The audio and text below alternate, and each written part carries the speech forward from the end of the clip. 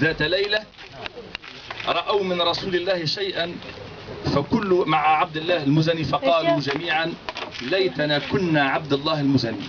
وقال عبد الله بن مسعود رضي الله عنه وليس فينا واحد إلا تمنى أن يكون تلك الليلة عبد الله المزني. هو اسمه عبد العزة والنبي صلى الله عليه وسلم سماه عبد الله.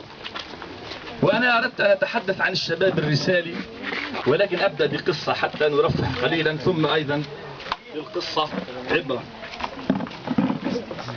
عبد العزة المزني، احفظوا هذا الاسم جيدا، أرجو أن لا ينساه من الشباب أحد لأنه موعظة لشباب المسلمين.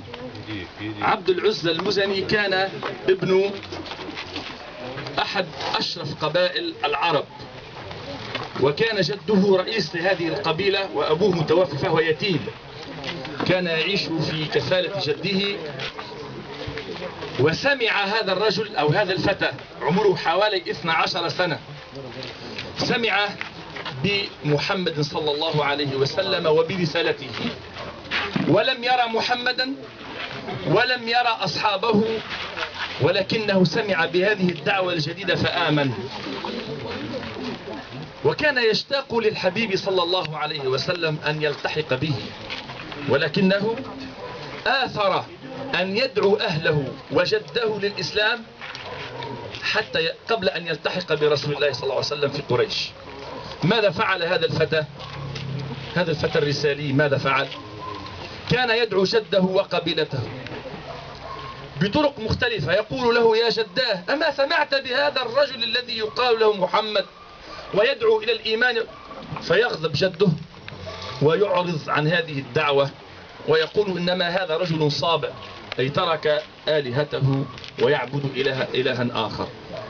ثم بعد مدة يعود إلى جده ويقول يا جداه سمعت أن هذا الرجل يقول كذا وكذا وكذا وكذا ويبشر بالجنة، فيعرض عنه جده.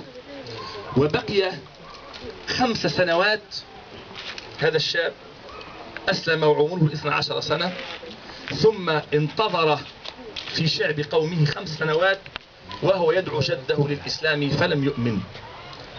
ثم بعد ذلك قال لجده يا جداه لقد أخرتني عن حبيب رسول الله صلى الله عليه وسلم 5 سنوات وما عدت أصبر، فإني أعلمك أنه لا إله إلا الله وأن محمدا رسول الله، وإني منطلق إلى حبيبي محمد صلى الله عليه وسلم.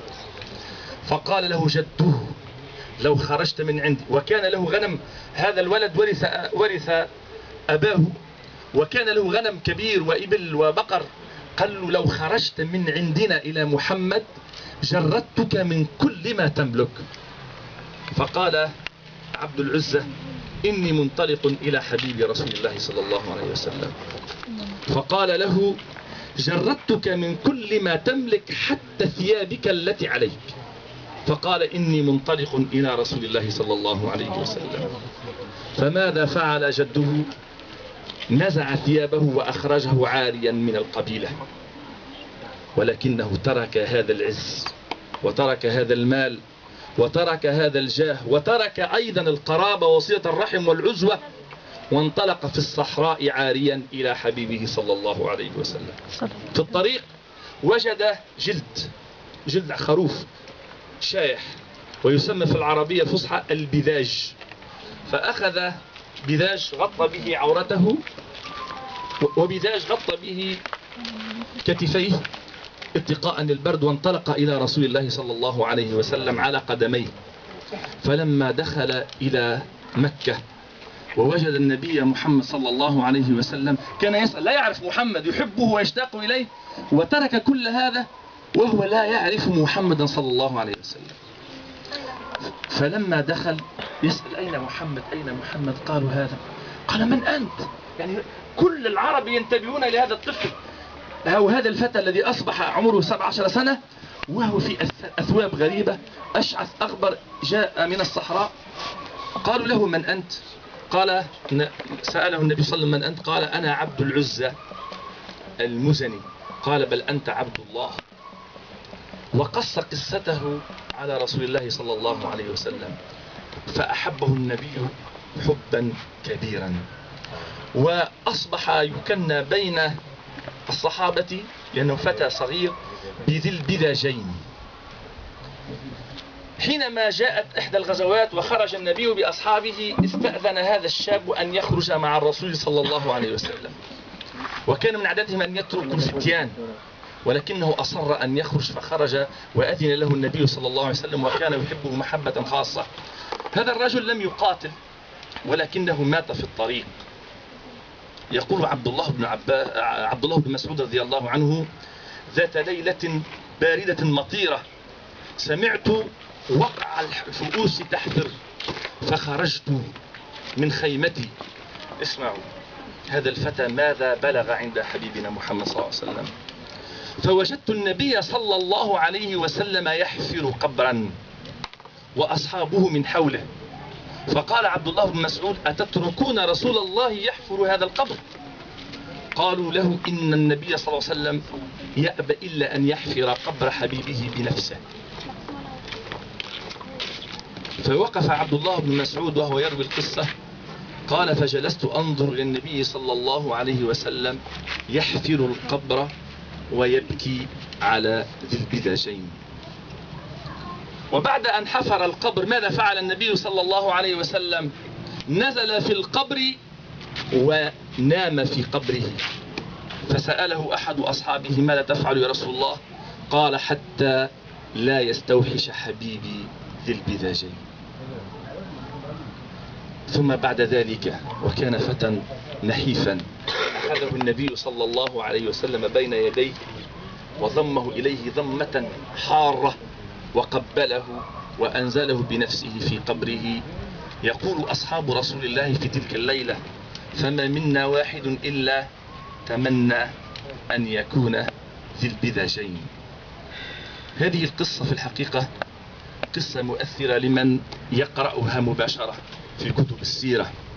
وهذا الرجل لم يكن له كبير عمل، لم يكن له كبير دعوة أو جهاد أو قتال في سبيل الله، إلا أنه كان رجلا رساليا. حينما بلغته الدعوة أصبح رسالة تسير في الأرض إلى أهله، إلى أبيه وقبيلته، ثم أنه ترك الدنيا كلها من أجل الله سبحانه وتعالى. فالسؤال: كيف يكون الإنسان رساليا؟ كيف يكون الشاب أو المؤمن أو الرجل الكبير رساليا؟ هذا السؤال هو مهم جدا، لأن الإنسان لا يمكن أن يكون رساليا إلا إذا عاش لله سبحانه وتعالى، وكانت حياته وموته وزواجه وتجارته ودراسته وعلمه وسجنه كل شيء كان لله سبحانه وتعالى. وهذه الدرجة لا يبلغها الإنسان إلا إذا اختلط الإسلام بلحمه ودمه وعرقه وصار هو الإسلام، يتحرك بتلك الدافعية العظمى التي لا يمكن أن يتملكها إلا إذا ذاق حلاوة الإيمان. طبعا القرآن ذكر قصة لفتية أخرى في القرآن، فتية أهل الكهف. قال تعالى: إنهم فتية آمنوا بربهم. أول شيء إذ قاموا، والقيام هو خروج عن القطيع. كل الناس في ذلك الزمان كانوا في القطيع، كانوا يذعنون لديانة الكنيسة المحرفة، وكانوا في ذلك الوقت لا يجرؤون على اتباع الأنبياء. لكن هؤلاء الفتية إذ قاموا، أول شيء قاموا. والتعبير القرآني كما يقول المفسرون: قاموا. القيام هنا ليس جلوس ثم قيام، القيام هنا هو موقف. إذ قاموا فقالوا: ربنا، هذا إعلان، ربنا رب السماوات والأرض. اسمعوا، لن نخاف، لن ندعو من دونه إلها آخر، لقد قلنا إذا شططا. فهذا الإعلان، الرسالة أو الرسالية تبدأ من النزع لحظة الخوف. حينما يعلن الإنسان أنه لا يخاف إلا من الله، فقد بدأ يدخل في طور الأنبياء وشرف النبوة.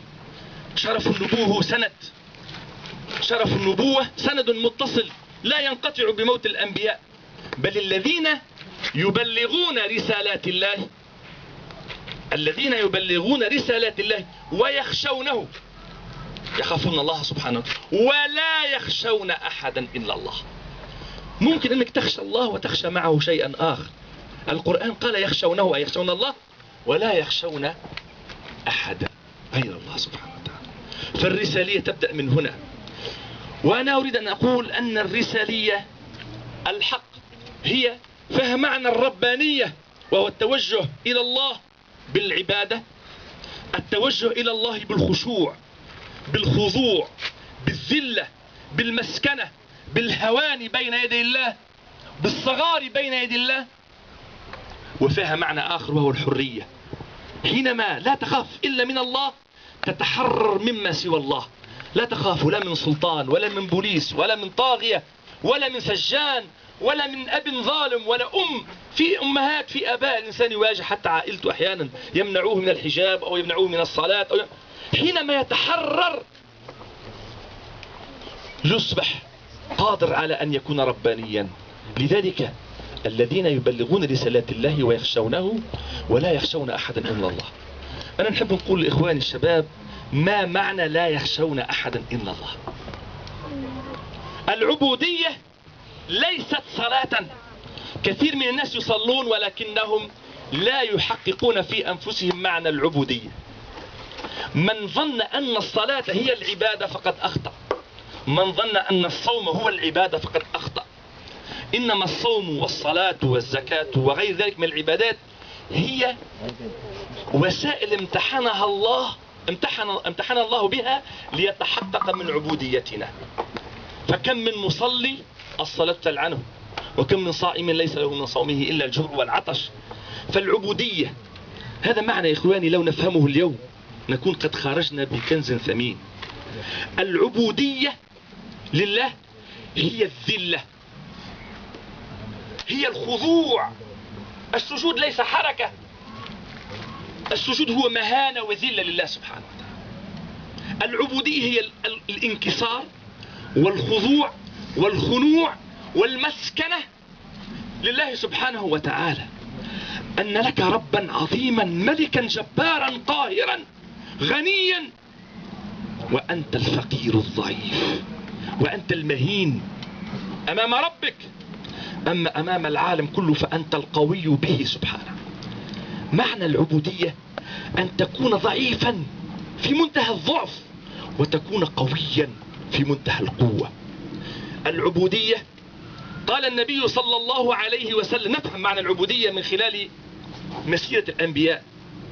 موسى عليه السلام حينما سقى للمرأتين وأبعد حجارة كبيرة تنوء بها العصبة أولي القوة، كان يمكن أن يدخله غرور ويعجب نفسه أمام خاصة البنات وهو ما زال شابا لم يتزوج، وهو يقول والله ما أقواني ما شاء الله عليه ترعات، وهم يقول والله محلاه. فماذا فعل؟ مخافة أن يدخل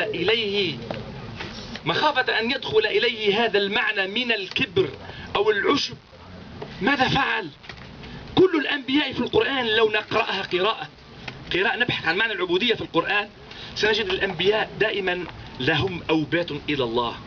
ماذا فعل بعد أن استظهر قوته أمام المرأتين؟ انظروا هذا المعنى الانكساري، فتولى إلى الظل وقال رب إني لما أنزلت إلي من خير فقير. هذا هو الافتقار. سيدنا سليمان عليه السلام فلما قال الذي عنده علم من الكتاب أنا آتيك به قبل أن يرتد إليك طرفك، فلما رأى قوة عظيمة من